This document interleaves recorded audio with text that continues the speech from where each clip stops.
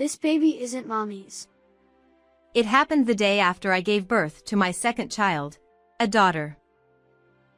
My 4-year-old son, who possesses a mysterious ability, looked at the baby in my arms with a puzzled expression.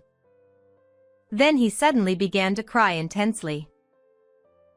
My little sister is going to be killed.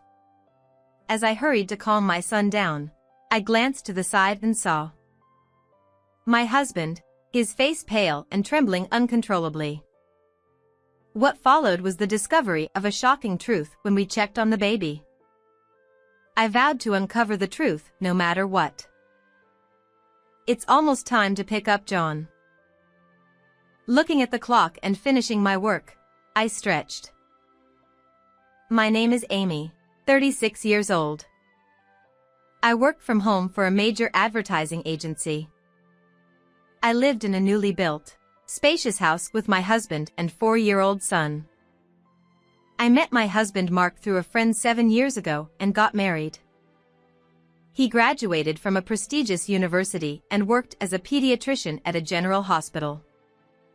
He had a kind personality and was understanding of my work, a husband I was proud of. Shortly after our marriage, our son John was born. When John turned 3, my wealthy in-laws built us a splendid house. I felt fortunate to have a kind doctor for a husband, an adorable son, and a house in the city. When John had just turned 4, he suddenly pointed to my stomach and smiled. Mommy, there's a baby in your tummy. What? John? John just smiled cheerfully. Though I was bewildered, something came to mind, and I went to the hospital the next day. There, I was told by the doctor that I was in the early stages of pregnancy. I was genuinely happy about the news of my second child. When I got home, I told my son that I was pregnant. John, there's a baby in mommy's tummy. You were right. Yeah. It's a girl. I'm going to be a big brother. Even though it was too early to know the gender, my son insisted it was a sister. How did John know there was a baby? The baby said, I'm here. I had always thought my son might have a mysterious ability. Once, when we visited my parents' house, John looked at my father and cried. I see something hazy in Grandpa's chest. Shortly afterward, my father was diagnosed with an illness, but it was caught early and didn't turn into anything serious. Maybe John has some mysterious power. I told my husband Mark. He dismissed it as unrealistic and laughed it off, though. Anyway, the news of my second pregnancy was a cause for celebration. I informed Mark, who had come home late, about the pregnancy. Really? That's wonderful! We had a hard time conceiving, so this makes me very happy. Take care of yourself. As expected, my husband was overjoyed and hugged me tightly.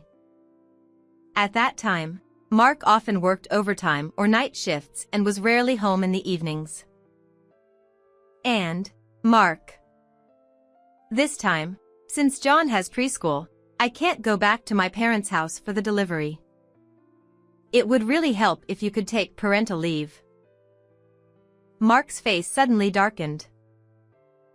That's impossible. You know about my job, right?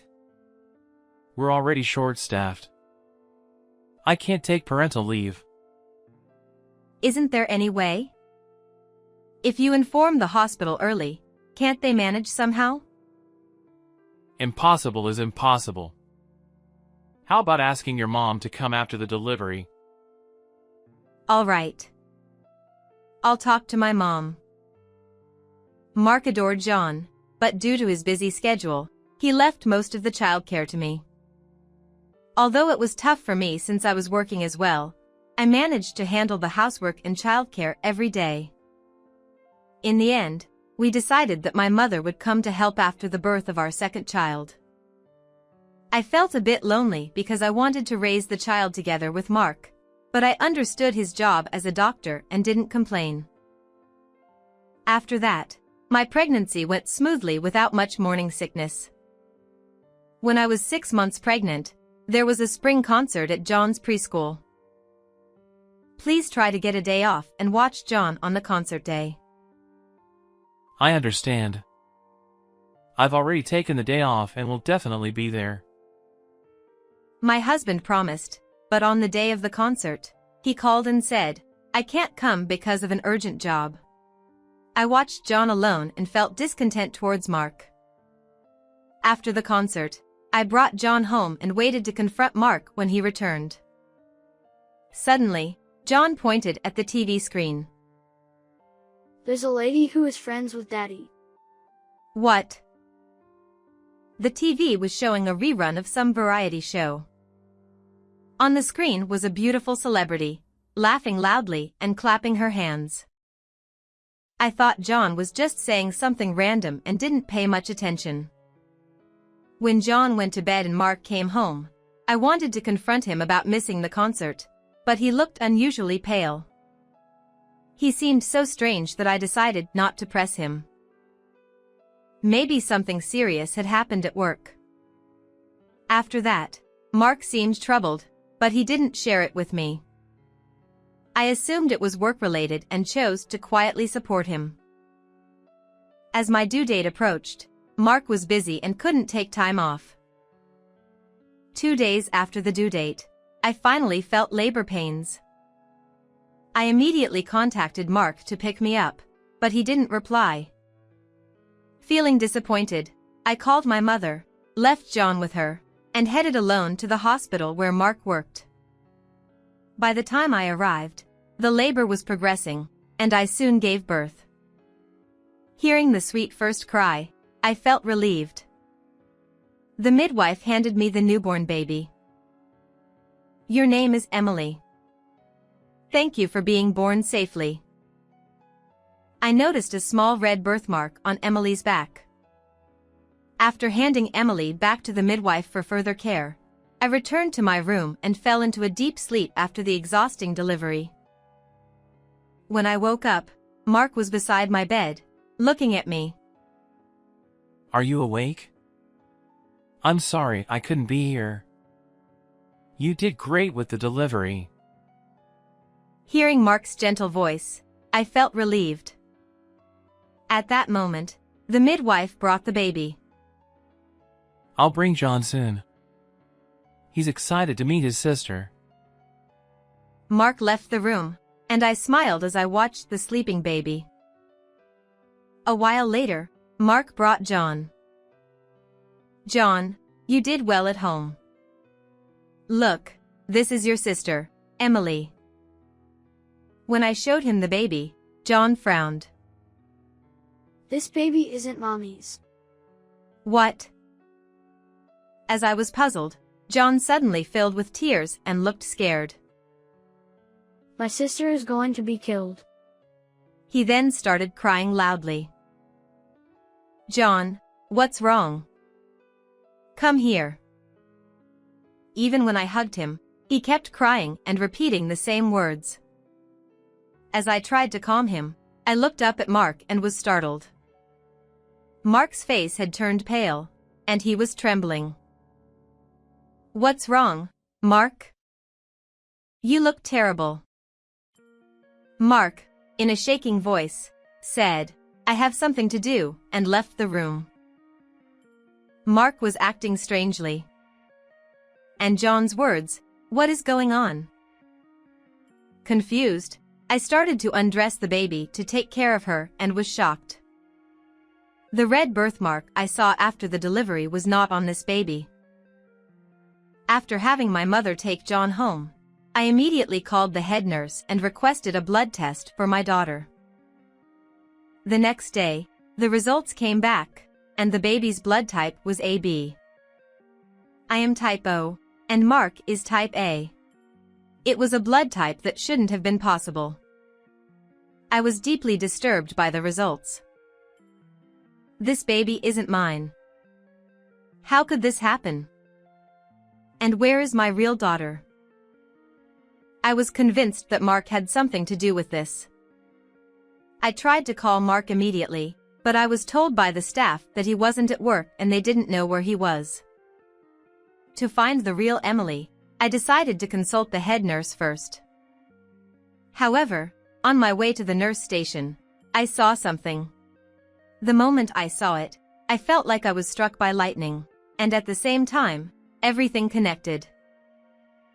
Late that night, I was hiding in the shadows.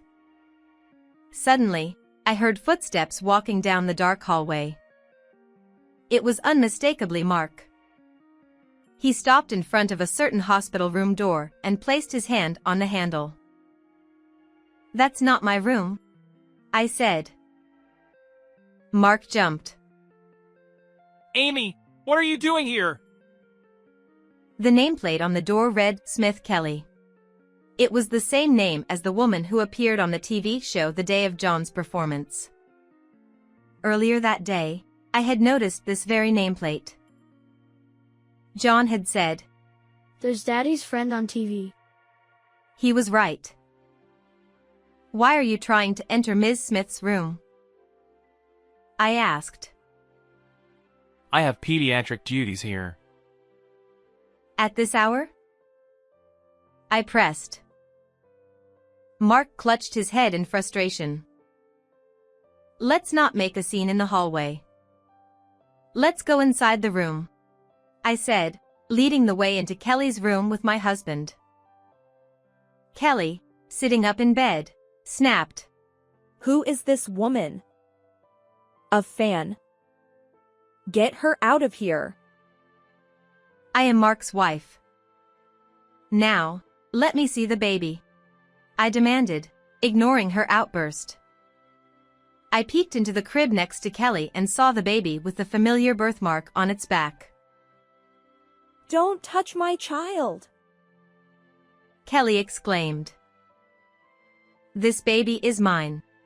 Then Mark said, Come on, Amy, what are you talking about?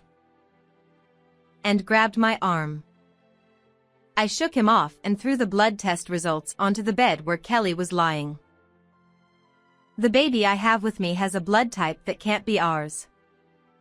And this birthmark on the back, I saw it on my baby right after she was born. This baby is mine." As I spoke rapidly, Mark tried to placate me with a wry smile. Amy, you're mistaken. Babies' blood types can change, and the birthmark might be a coincidence. Calm down, you're just stressed after childbirth. "We can settle this with a DNA test," I said, lifting the baby and glaring at Mark. He turned pale. "Why were you in her room in the first place, and at this hour? Explain yourself," I demanded. Kelly sighed and rolled her eyes. "Oh well, the jig is up." "You've been having an affair with my husband," I accused. Kelly admitted their relationship. They met at a party, and despite knowing he was married, she pursued him because he was a doctor. By the time she realized she was pregnant, it was too late to do anything but have the baby. When Kelly found out she was pregnant was around the time of John's performance. That was why Mark missed the performance and came home looking so distressed. Suppressing my rising anger, I asked, "I know that you two were having an affair and that we were both pregnant around the same time. But why switch the babies? Only you, working in this hospital, could have done it." When I glared at Mark and said this, he exhaled and shrugged his shoulders. Kelly said she had no intention of raising the baby even if she gave birth. Kelly nodded as if it was the most natural thing in the world. "Right now, I'm on a break, but I plan to return to my career as a celebrity soon. I don't want the public to know I had a child out of wedlock, and I don't even like kids." As a mother, I couldn't believe what Kelly was saying. Kelly didn't want to keep the baby and threatened to either abandon it or worse. I couldn't let that happen. but I also couldn't let you find out. But why switch the babies? I demanded angrily. Mark averted his eyes. Because Kelly is prettier, and I thought the baby would be, too. What? I also want a cute daughter. That's why I thought you should raise her. At that moment, I was silently seething with anger. Come on, Amy, I thought you could raise both. I'd make enough money to support you. Isn't that enough? Mark suggested. Kelly chimed in. Yes, that's a great idea. My child will undoubtedly be prettier. I was furious. Are you out of your minds? Switching babies for such a shallow reason? And you were going to dispose of my baby? You despicable people. Mark tried to calm me down, but I cut him off with a cold voice. Do you think you can get away with this? Using your position as a doctor? Mark smirked. Of course. I'm trusted here. I can cover this up. I wouldn't be so sure, I replied, glancing towards the door where the head nurse stood with a stern expression. Actually, I had told her the circumstances beforehand and asked her to secretly listen to our conversation. Dr. Mark, if you intentionally switch the babies, it's a serious offense, she said, causing Mark to panic. She declared, this must be reported. Mark paled further. This is a crime. You could be arrested, I said firmly.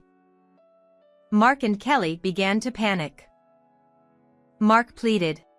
Amy, please don't make this a big deal. Don't go to the police. I will never forgive you. And Kelly, you too. Kelly trembled as I continued. You who tried to make me raise your own child and mistreat Emily are beneath contempt as a mother. No, as a human being. I work with media, remember? I can ensure the public knows everything. Kelly panicked. No, please. If this gets out, I'll lose everything. I beg you. Both of them fell to their knees, begging for forgiveness. Never. We're getting divorced, Mark. And you both will pay for this, I stated firmly. Mark was taken away by the head nurse, and Kelly cried loudly in her bed. I left without looking back, carrying Emily back to my room. Later, DNA tests confirmed the baby swap. Mark faced no legal consequences but was disgraced. I divorced him, received $50,000 in alimony, and half of the child support up front. We agreed he'd pay $2,000 monthly for the rest. I leaked the story to the press.